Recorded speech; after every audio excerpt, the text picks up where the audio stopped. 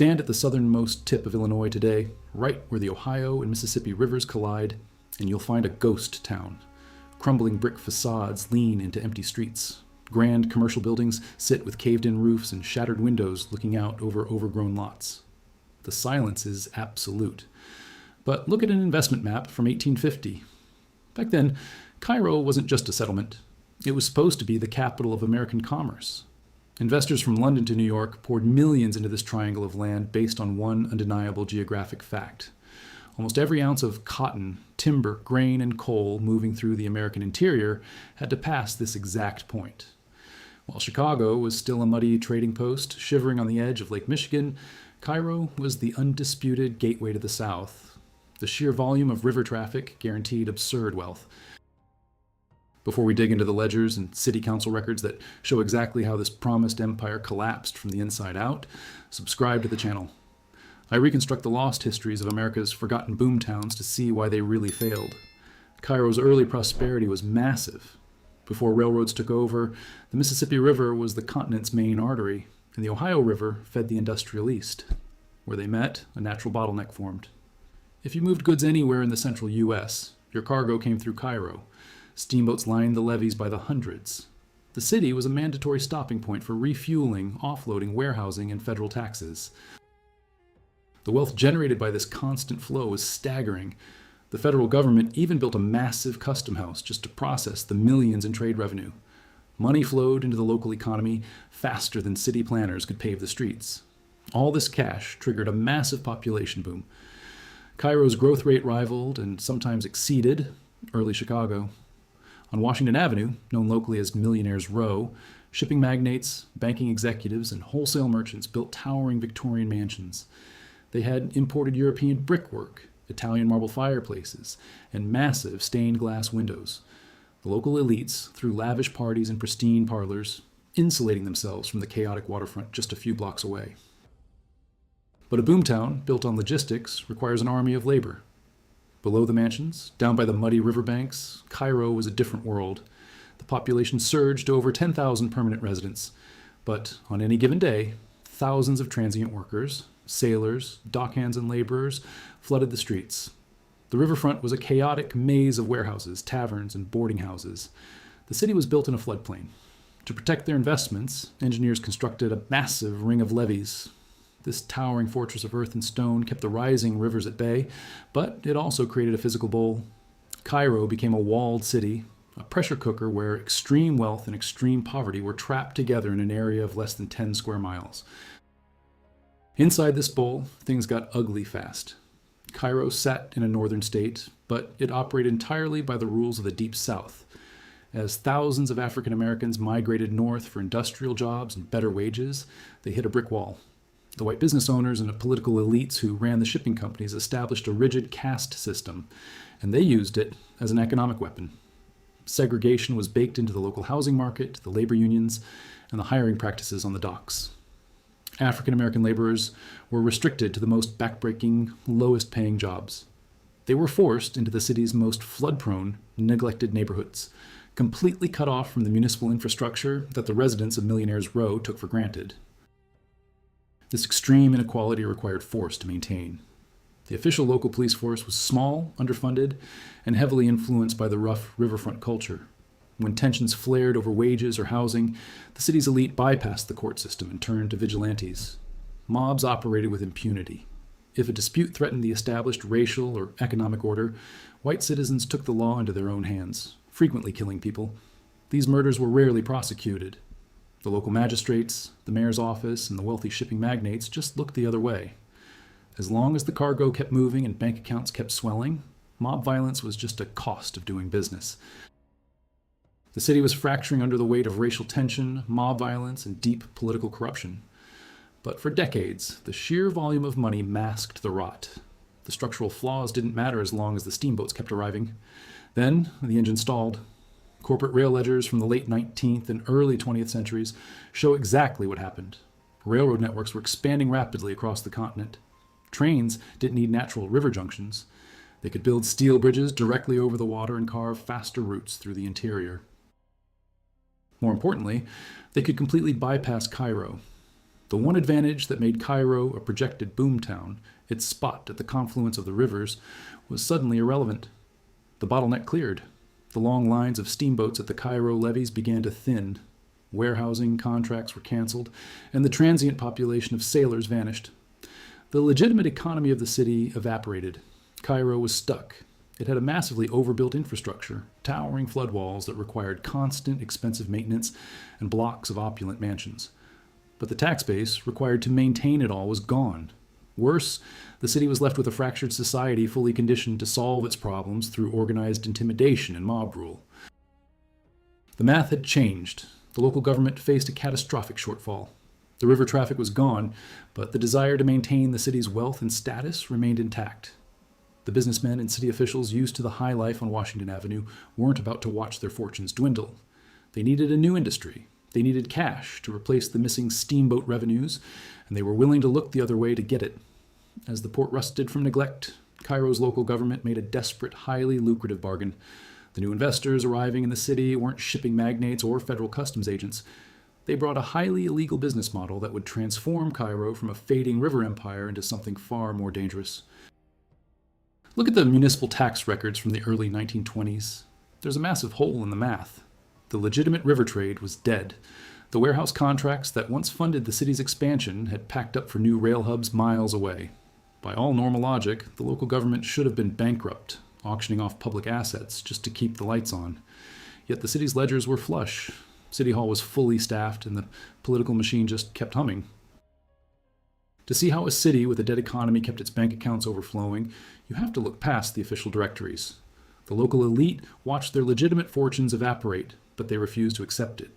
They still owned a heavily fortified, overbuilt city, sitting right in the middle of the American Midwest. If they couldn't move legal cargo, they'd move something else. Prohibition gave them exactly what they needed. Outlawing alcohol instantly created the biggest underground market in American history. Crime syndicates in Chicago and St. Louis needed secure, controlled way stations to move liquor across state lines. They needed a hub far away from big city authorities, but still hooked into the river and road networks. Cairo was the perfect fortress. The town was entirely encased in towering concrete and earthen flood walls with only a few ways in or out. Legitimate shipping companies saw that as a bottleneck. Organized crime saw a perimeter they could easily control. The criminal syndicates and the local leadership struck a quiet bargain. The city council, the mayor, and the remaining business magnates essentially leased their crumbling river empire to the mob. The massive empty warehouses lining the Ohio River filled back up. They became covert storage for bootleg liquor, gambling equipment, and illicit cargo. Steamboat docks turned into midnight loading zones for syndicate trucks. The real money, though, was visible right on Commercial Avenue. The wholesome Victorian facades remained, but the interiors were gutted. Commercial Avenue became a heavily organized vice district. Behind reinforced doors and heavy curtains, high-stakes gambling parlors ran around the clock. Speakeasies and guarded brothels became the actual economy of downtown Cairo. Instead of transient sailors and merchants, the city hosted vice tourists. People traveled from across the region, knowing that inside the flood walls of Cairo, federal laws simply didn't apply. You can't operate dozens of illicit casinos and bootlegging rings without the local authorities actively playing along. Court records from the era show exactly how they did it. The city didn't collect corporate taxes from the mob. Instead, they used a system of scheduled, completely fake legal penalties. Every month, local syndicate operators would walk into court and plead guilty to vaguely worded infractions like operating a disorderly premise. The magistrates would levy a massive fine. The operators paid in cash, dumping untraceable capital directly into the city's general fund. It was a municipal protection racket. By paying these scheduled fines, the syndicates bought total immunity.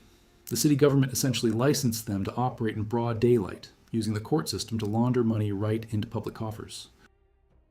With City Hall bought and paid for, the local police force changed its job description. They weren't peacekeepers anymore. They were publicly funded enforcers for the mob. If a resident's house was robbed, the cops were chronically unavailable. But if a rival gang disrupted the syndicate's supply lines, the police responded with overwhelming, often fatal force. Officers stood guard outside the gambling halls, not to raid them, but to act as bouncers. Police cruisers provided armed escorts for liquor shipments moving from the riverfront to the outbound highways. The men wearing the badges were on the syndicate payroll, actively managing the territory. All this cash created a facade of survival. To a casual observer, the city had beaten the loss of the river trade. The neon lights on Commercial Avenue burned bright, and politicians still wore tailored suits in opulent offices. But the physical foundation of the city was rotting out from under them. The shadow economy had no use for municipal upkeep. The syndicates didn't care if public roads were paved as long as their delivery routes were clear. They ignored the federal custom house, leaving its imported brickwork to crack and spall. Even worse, the massive levee system holding back two major rivers required constant, expensive maintenance. But the syndicate fines weren't spent on civic works. The money vanished into the pockets of corrupt aldermen and padded the salaries of police enforcers. The physical city was hollowing out. The Victorian mansions along Millionaire's Row began to decay. Working-class residents who weren't employed by the mob had to navigate a crumbling landscape where sanitation, public health, and street repairs were abandoned. Cairo was cannibalizing itself, trading its future for illegal cash. The mob money also deepened the racial caste system left over from the steamboat era. Segregation was now policed by corrupt, heavily militarized authorities who answered to no one. Marginalized communities, already forced into the most flood-prone districts, were abandoned by the government and preyed on by syndicate enforcers. Cairo had essentially seceded from the United States. Behind those towering concrete walls, it was an independent mob-run city-state. But an economy built on vice and corruption is fragile. It relies on a delicate balance of intimidation and the uninterrupted flow of illegal cash. As the mid-century approached, that balance started to slip. The federal government began cracking down on the syndicate networks. World War II was about to reshape American industry, triggering demographic shifts and a demand for civil equality that would echo across the country. Cairo had spent decades engineering a completely lawless, rigidly segregated society. They had turned their police into a private militia and let their infrastructure rot. The mob bosses and corrupt politicians thought they had an impenetrable fortress. They assumed the money would flow forever and the residents trapped inside the flood walls would stay quiet. They were wrong. The volatile social pressure cooker they had built was about to burst. The neon lights of Commercial Avenue were going to flicker out, replaced by a city descending into open, uncontrollable urban warfare. The dirty money couldn't last. Federal agents started dismantling the regional bootlegging empires, and the shadow economy operating behind the flood walls dried up. Stripped of its off-the-books income, the city government had to pivot back to legitimate industry just to survive. By the end of World War II, a post-war manufacturing boom needed immense, immediate labor. Thousands of African Americans, including returning veterans who had fought for liberty overseas, headed to Midwestern river hubs. They wanted steady factory work and basic civil equality. They arrived at the junction in waves. By the mid-20th century, black residents made up nearly half the city. But this wasn't a sprawling metropolis with room to grow. It was a bowl. Towering concrete and earthen levees boxed it in. Land was finite, and a booming population was crammed into a tight, inescapable footprint. Inside that bowl, the local political brokers and business elite enforced a brutal, engineered caste system. Hiring logs from the 1940s and 50s tell the story. The Chamber of Commerce operated on an ironclad, unwritten pact. Black residents were encouraged to spend their wages at white-owned stores downtown, but they couldn't hold positions of visibility. You could buy goods at the register, but you couldn't be hired to run it. Jobs were restricted to manual labor, janitorial work, and grunt work on the docks. Economic mobility was paralyzed by design. That segregation went beyond the workplace. It was built directly into the landscape. The city council used public tax funds collected from everyone to build pristine community amenities like a massive swimming pool. But a strict ordinance barred black taxpayers from walking through the gates. It wasn't a passive social boundary. It was a taxpayer-funded declaration of exclusion. Housing was just as severe. The growing black population was redlined into the lowest, most neglected wards. City services there were chronically underfunded. Paved streets and reliable plumbing were reserved for the affluent center of town. The tension was stretching to the breaking point. Thousands of people were locked out of basic American mobility, trapped inside a concrete wall with a local government accustomed to ruling by force. When the black community began to organize and demand fair employment, the city's power brokers didn't negotiate. They reverted to their favorite tool, extrajudicial control. White citizens formed civic patrols. They weren't deputies. They were private, armed militias operating with the tacit approval of the mayor and the police. Their job was intimidation. They existed to protect the economic monopolies of the elite. The strategy was simple: economic strangulation and physical displacement. Property records from that decade show an obvious pattern. Fires broke out constantly in the dead of night, specifically targeting black-owned businesses, community centers, and organizers' homes. Fire department logs make it even clearer. Whenever an alarm rang in a red-line neighborhood, response times dragged. Fire trucks frequently arrived just in time to watch the roof collapse. After the total loss, insurance claims vanished into local red tape, bankrupting independent business owners who dared challenge the status quo. The local police, thoroughly corrupted during Prohibition, actively shielded these vigilantes. The same officers who used to guard underground gambling halls now patrolled the city's invisible racial boundaries. People started dying in the streets. Police reports frequently wrote off fatal altercations as self-defense or resisting authority. Local magistrates dismissed the cases before they ever saw a grand jury. The justice system was a shield, ensuring the enforcers of segregation faced zero consequences. But the city council misunderstood the resolve of the people they were suppressing. The returning veterans and local leaders refused to back down. By the early 1960s, the National Civil Rights Movement recognized the powder keg at the river junction. Activists zeroed in on the city, arriving to help local organizers dismantle the monopolies. They deployed a devastating countermeasure, a total economic boycott. Black residents made up a massive chunk of the consumer base, and they completely cut off the downtown retail sector. The boycott was disciplined. Residents set up alternative supply chains and carpools. They refused to spend a single dollar in the segregated corridor. The financial hit was immediate. Downtown profit margins were already thinning from industrial shifts. Losing nearly half their daily customers overnight sent shockwaves through local banks. Stores that had stood since the steamboat era began hemorrhaging money. Faced with a peaceful economic siege, the local elite had a choice: integrate and win back their customers, or double down. They chose defiance. The city physically transformed to match the hostility. Downtown storefronts were fortified. Heavy boards went up over glass display windows. Sandbags appeared at the doors of public buildings.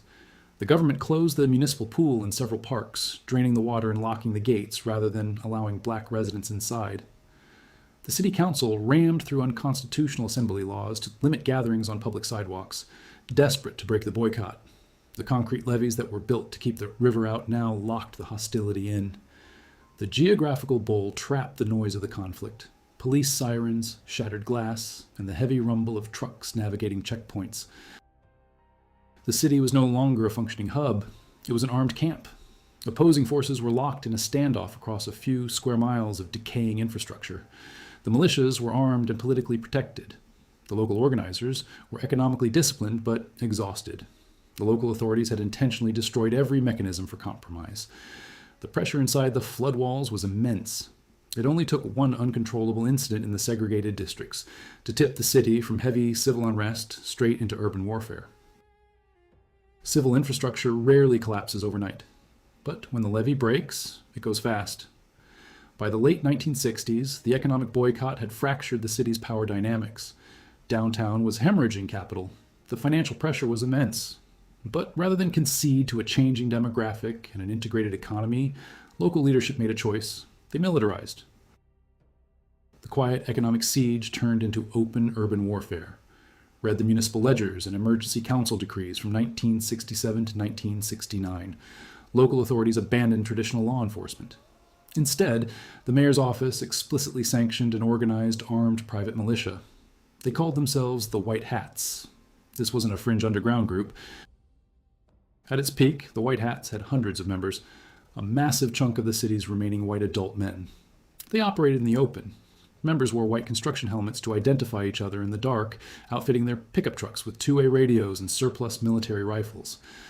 The local police simply stepped aside, handing this paramilitary force total control over the night. The White Hats set up checkpoints and patrolled the invisible red-lined borders of the city. The primary target of these nightly patrols was the pyramid courts. The blueprints of this housing project dictate what happened next.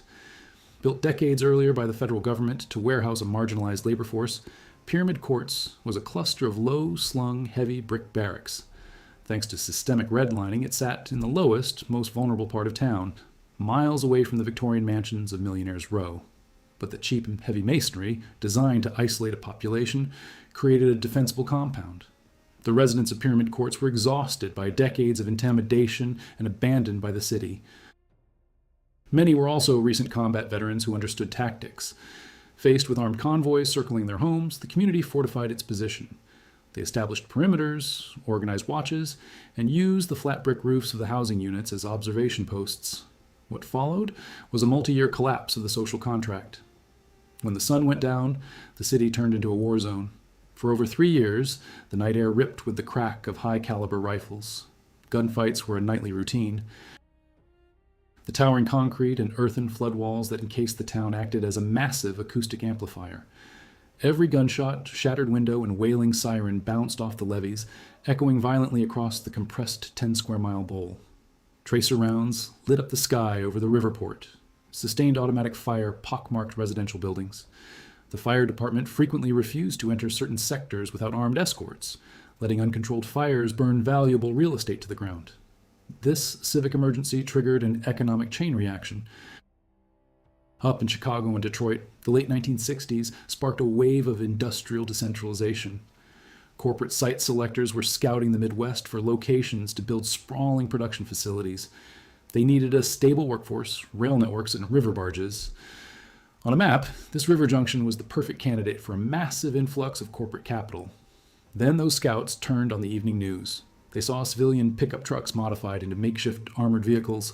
They read about state highways shut down by crossfire. They watched the local government pass desperate emergency ordinances, like banning the sale of gasoline in glass containers to stop people from throwing Molotov cocktails. The capital fled. Millions in potential contracts were rerouted to neighboring states. Trucking firms told their drivers to bypass the city limits entirely.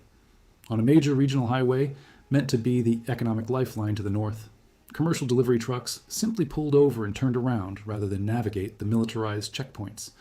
Inside the city, the retail economy flatlined. The opulent downtown corridor boarded up its imported glass windows with heavy plywood. High-end retail operations that had survived the end of the steamboat era, and even the corrupt syndicate years, folded within months. Inventory was packed into moving vans in broad daylight. Local banks tightened, lending to zero. Nobody issues commercial loans in a conflict zone. The local government was bleeding out its tax base, yet it refused to change course. Instead of dismantling the unconstitutional barriers or reining in the militia, the city council requested military intervention. The governor of Illinois deployed the National Guard to restore basic order. The contrast was surreal. Armored personnel carriers rolled down the neglected pavement of Millionaire's Row. Military units built sandbagged outposts in front of the rotting, majestic facade of the Federal Custom House. The arriving commanders were stunned by the hostility. They had been deployed to quell a temporary disturbance, but they found an entrenched civil war. Even under military occupation, the economic bleeding couldn't be stopped. Troops can halt a gunfight, but an armored vehicle cannot force a frightened consumer to shop at the hardware store. It can't force a regional shipping company to dock its barges at a contested, politically unstable river port. The damage to the city's reputation was total. Anyone with the financial means to leave packed their bags. Black families sought basic safety, and white residents were exhausted by the constant state of emergency. Real estate values evaporated. Grand 3-story historic homes were abandoned to rot in the Midwestern humidity. The massive infrastructure of the city, requiring immense public funding just to run the water pumps and levee walls, was suddenly reliant on a vanished tax base. The city council and the remaining business elite found themselves backed into a corner of their own design. Industrial investors were gone. The retail sector was boarded up. The military occupied their streets, and federal courts were striking down their assembly bans. They had lost the war for social control. But an entrenched power structure rarely admits defeat gracefully. Faced with a mandate to integrate their society and rebuild the local economy, the remaining power brokers at the river junction made a final choice. It defied all logic of urban survival. They chose to commit economic suicide. The military occupation put a hard stop to the nighttime gunfights, but an armored personnel carrier parked on a street corner can't run a local economy. National corporate capital had already fled. Federal civil rights mandates legally required the total desegregation of all public facilities and hiring. At the same time, the highly disciplined economic boycott orchestrated by the black community was entering its devastating final phase. The retail sector was completely starved of customers. Instead of opening negotiations, the local Chamber of Commerce and the entrenched city council dug their heels in. They actively watched their own businesses go bankrupt rather than integrate. Store owners who had operated highly profitable family businesses simply locked their doors, packed up their inventory, and permanently surrendered their commercial licenses. They preferred to board up their massive glass storefronts forever rather than allow black customers to walk through the front door. This refusal triggered a massive urban exodus. A city requires people to function. When the retail sector collapsed, the local logistical networks followed. The few remaining industrial shipping contracts at the riverport were canceled.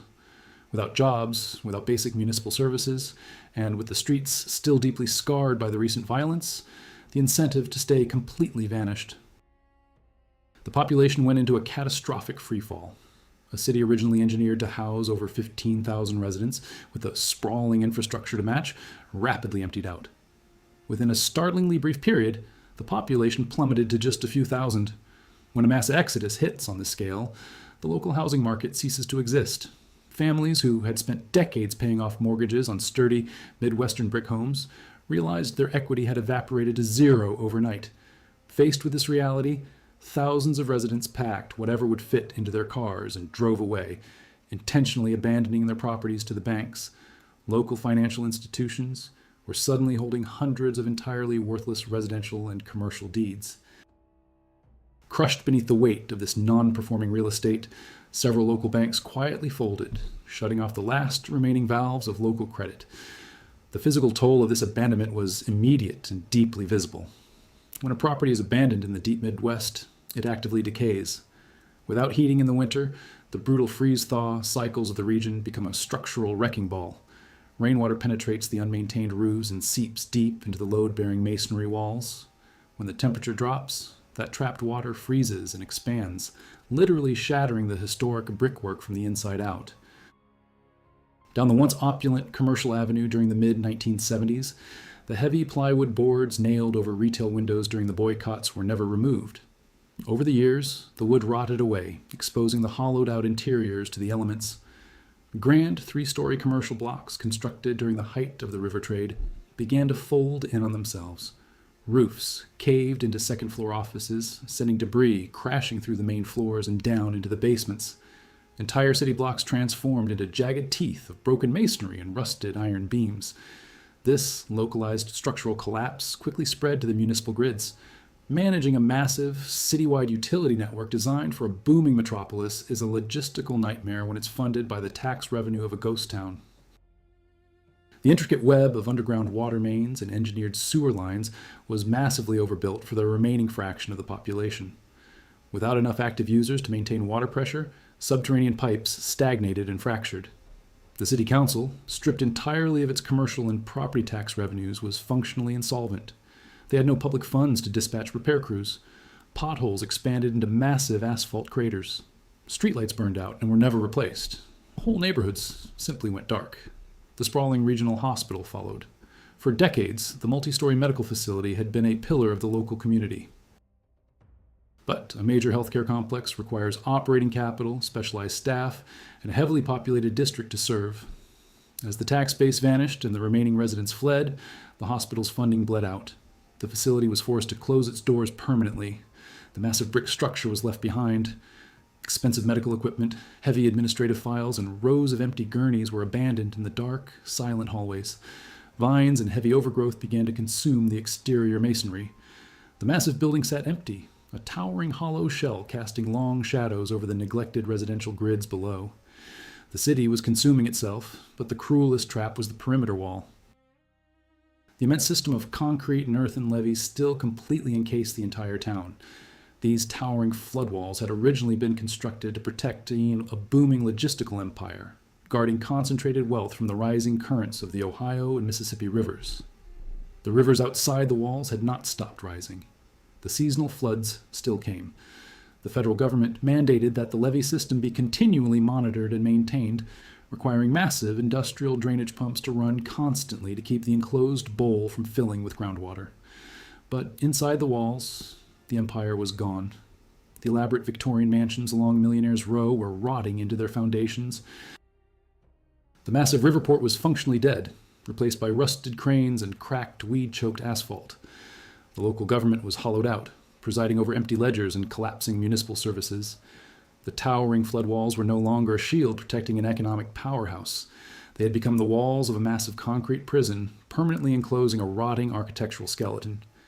The city had barricaded itself against social change so fiercely that it successfully engineered its own total collapse. By the late 20th century, the relentless gunfire had completely ceased. The organized militias disbanded, and the localized economic boycotts were over. No peace treaty was signed, and no civil compromise was reached. The conflict ended through pure attrition. The opposing sides stopped fighting because the prize they were fighting to control had been irreversibly destroyed. The massive logistical choke point that was destined to rival Chicago had erased itself from the commercial map. The dust settled over the broken glass and caved-in roofs of Commercial Avenue. As the regional highways completely bypassed the forgotten river junction, carrying the modern American economy far away from the rotting levees, the remaining residents faced a bleak reality. For the few hundred people who lacked the financial means to escape, trapped inside a physically crumbling perimeter with no grocery stores, no hospital, and no functional industry, there was virtually nothing left of this original empire worth saving. Heading down U.S. Route 51 toward the extreme southern tip of Illinois, the isolation is obvious. Steel cantilever bridges carry highway traffic high above the confluence of the Ohio and Mississippi rivers, casting long shadows over the peninsula below. Immense concrete levees wrap tightly around the perimeter of the landmass.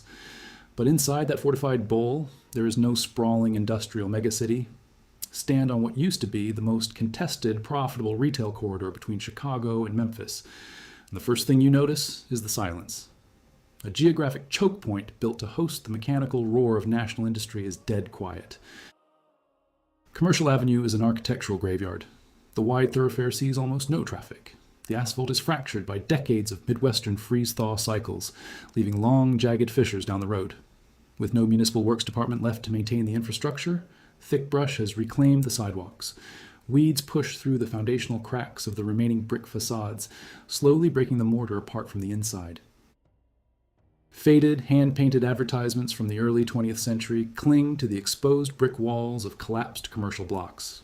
The Italianate stone arches and imported terracotta, detailing that once defined the downtown banking district, are stranded. Grand three-story structures sit with their roofs entirely caved in, exposing rusted steel I-beams and rotted wooden floor joists to the sky. Take the Federal Custom House. The government mandated this massive stone structure to process millions in river trade taxes. Today, it sits fenced off from the public. The huge stone steps leading to the main entrance are cracked and shifted, bowing under decades of neglect. It isn't a center of commerce anymore. It's a physical museum exhibit of an economic empire that chose collapse over evolution. A few streets over, the residential blocks are decaying just as badly. Grand wraparound porches have detached from the main houses, sliding into overgrown yards. Stately oaks, planted to shade wealthy merchants, have grown wild. Their massive root systems have buckled the concrete foundations, leaving entire streets warped and impassable. The local government can't afford the heavy machinery to demolish the condemned properties, leaving collapsing houses right next to the few that are still occupied. For the people living inside the walls, the logistical reality is grim. The population, which once surged past 15,000, now hovers around a few hundred. These remaining citizens are effectively trapped in a geographic and economic blind spot. A city originally built as the primary agricultural sorting hub for the North American continent doesn't have a single grocery store. If you live inside the levees, buying fresh produce or a gallon of milk means driving out of the city limits, crossing the river bridges into Kentucky or Missouri. This creates an obvious economic feedback loop. With no retail sector, there are no local jobs. Any young adult who finds an outside opportunity leaves the moment they come of age.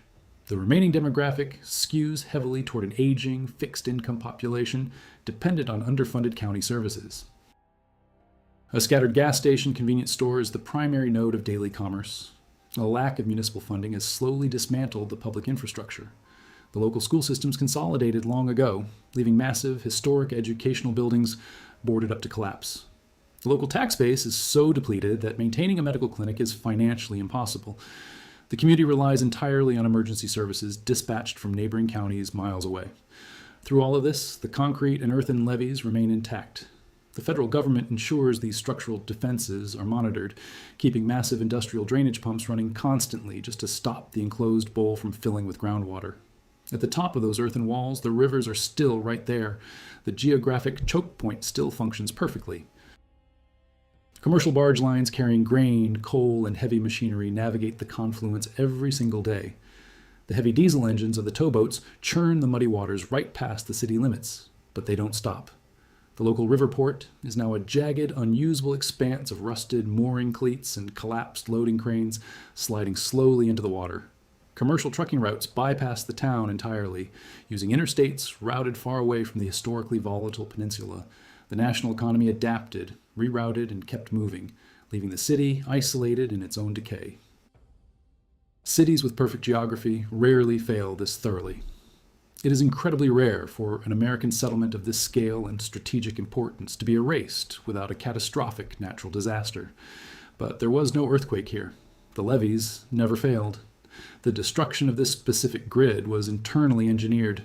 The city possessed every structural advantage necessary to dominate the industrial Midwest, but local power brokers viewed their own population as an operational liability that required absolute control.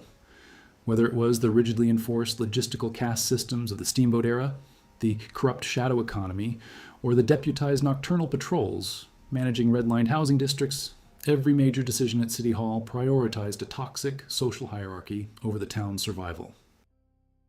When localized boycotts finally crippled the downtown merchants, the sheer stubbornness of the local elite defied basic commercial math. Faced with the legal and demographic mandate to dismantle their unconstitutional barriers, they made a calculated choice. They preferred to let their generational wealth evaporate. They watched their brick properties collapse inward from sheer neglect and let corporate investors and industrial contracts permanently flee the region, rather than allow an integrated society to share in the wealth. They weaponized their own local economy to maintain social control, and the resulting financial collapse was absolute. The overgrown lots where Victorian mansions once stood didn't happen by accident. The boarded-up windows staring out over the empty river docks aren't just casualties of shifting national logistics. They are the architectural result of a systemic refusal to adapt. The leaders of this community barricaded themselves against the shifting tides of American society so fiercely that they engineered their own erasure. Today, the city that mathematically should have dwarfed Chicago sits quietly behind its massive concrete walls. The river empire is entirely gone. What remains is a perfectly positioned failure. It shows exactly how institutional bias and organized corruption can tear a magnificent city apart from the inside out. The physical infrastructure of a metropolis can withstand the crushing weight of two massive rivers. It can survive the loss of its primary industry. But no city, no matter how geographically blessed, can survive the deliberate destruction of its own social contract.